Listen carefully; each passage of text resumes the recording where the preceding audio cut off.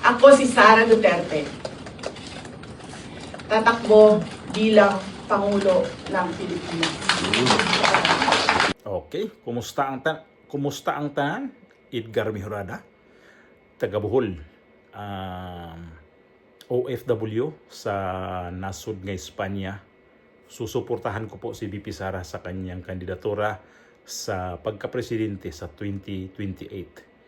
Ito ngayon yung gawin natin reaction. Kumusta nga pala sa ating mga subscriber? Ingat po kayong lahat ha. Ang gawin ko ng reaction, ito si ngayon, VP Sara at itong si GMA na mukhang may namumuo ba talaga ditong magtandim talaga tong dalawa.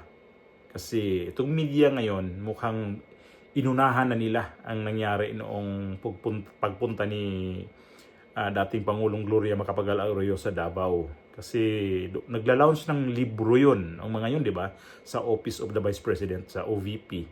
So, di naman natin pwedeng lingid sa kalaman natin na itong si GMA, dati rin kasi itong Vice President.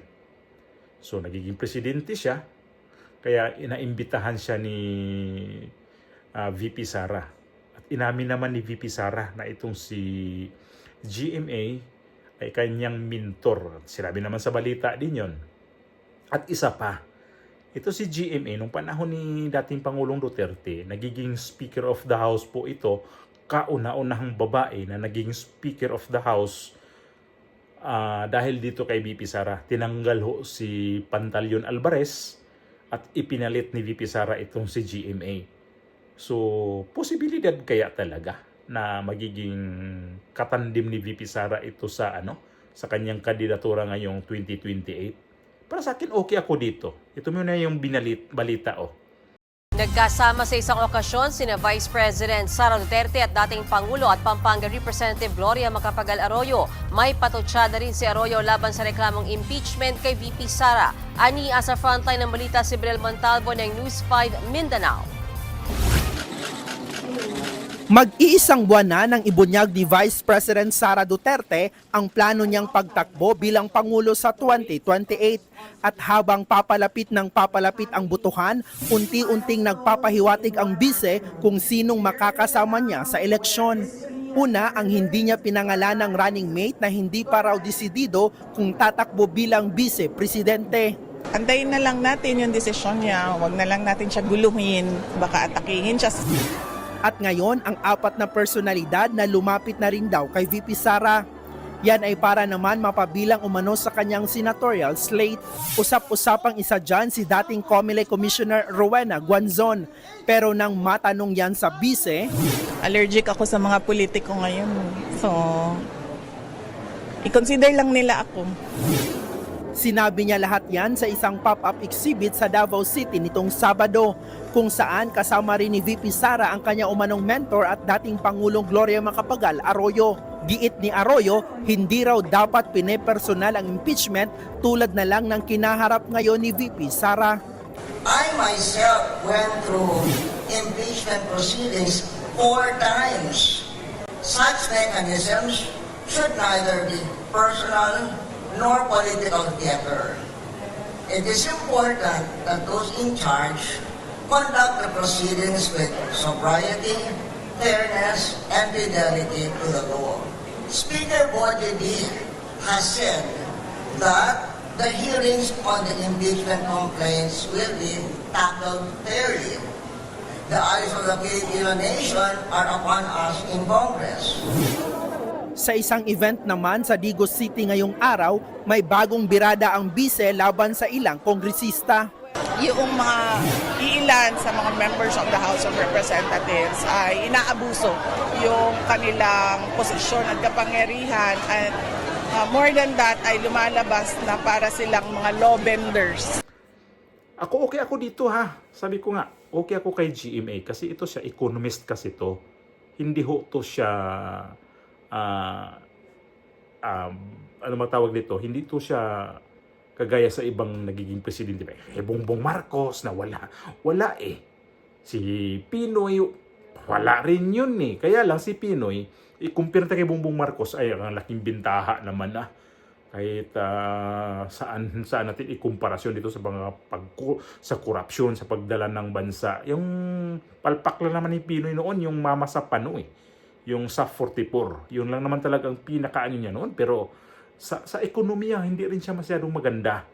Kaya lang, less corruption. Yun lang yung gusto ko kay Pinoy. Sa mga implementation, sa mga projects, hindi rin din yun siya maganda. Pero yun lang maganda sa kanya kasi less corruption nga. Si Bongbong Marcos kasi, wala lahat ito Lahat, kahit tingnan mo, corruption. Hindi maganda magpa-implement, hindi marunong magdala ng bansa. Lahat nga lahat. Weak nga. Yan ang ibig sabihin na weak siya talaga. So ito, dito tayo kay GMA at kay VP Sara. Ang ganda nito pag totoong magtandem to. Ang tanong ko lang din dito, pwede pa ba na magiging Vice President ulit si si GMA na galing na siya dyan Nagiging senador na to, nagiging congressman. Kaya siya nagiging congressman kasi hindi pa daw niya nasubukan magiging congresswoman. Kasi nung pumalaot to sa politika, dati ito siyang naalala ko to si GMA, dati ho itong undersecretary ng DTI, kung hindi ako nagkakamali. Tapos, kumandidato na senador, nanalo. Oo. Tapos, nagiging vice president siya. Yun, natanggal si Irap. Siyang pumalit sa kay Irap na pagka-presidente. So, okay siya na, although marami siyang yung sabi niya na 4 na beses siyang tinangkang i-impeach. So, magkahawig ang kanilang kapalaran dito.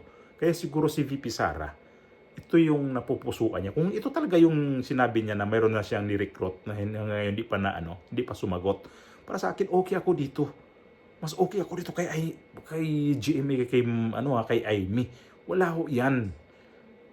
Para sa akin, maganda ang tandem nitong abogada at saka economist. Kasi si dating Pangulong GMA kasi noon ay napasabak din to sa crisis noon. World crisis yun pero nakayanan niya ang pagdala ng Pilipinas noon. So, para sa akin, okay ako dito kapag ito yung napupusuan ni VP Sara na magiging vice president niya. So, sana magkatotoo. Totoo kaya ito? Kaya lang, may tanong nga ako dito, pwede pa ba? Nagaling na siya ng pagka-vice president, tapos baka naman, sabihin naman, unconstitutional na naman. Di ba? Kaya lang, sila nakakaalam dyan kung talagang pupwede siyang magiging vice president ni VP Sara. Ang ganda nito. Puro babae, no? Sa ngayon, ito yung pinapalitaw ng mga nasa media natin ngayon.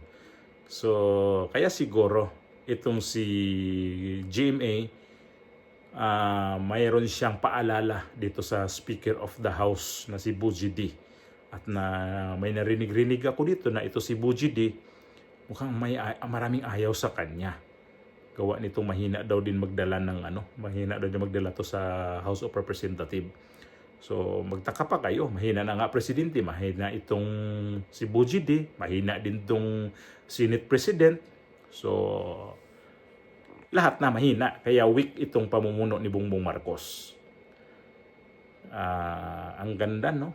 Kapag si VP Sara at saka si Gloria Macapagal Arroyo ang magtandem. Ang lupit nito. Abogada. Magaling na ekonomista.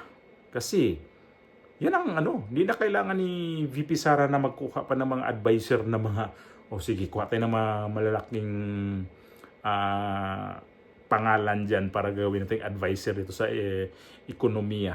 Si GMA na mismo.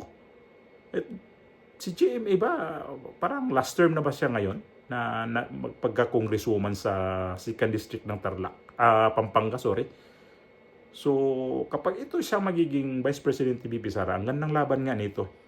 Kung totoo na ito yung huhugutin ni VP Sara. Sana nga, okay ako dito.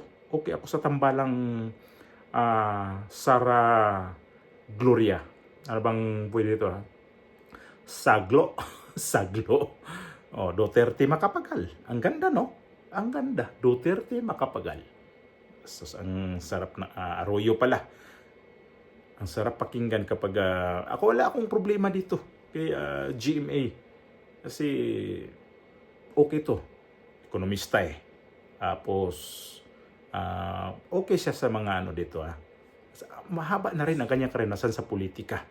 Nagiging ano ka ba naman lahat naikot niya na to unang-una senador, vice president, presidente, bumalik pagka-congressman, nagiging House of Speaker noong time na yun ni Pangulong Duterte. So, yun lang ang pinakamaganda dito kasi suportado niya si VP Sara. Ang laban ngayon ni VP Sara, close talaga sila. So, abangan natin to. Magandang abangan to kasi puro babae.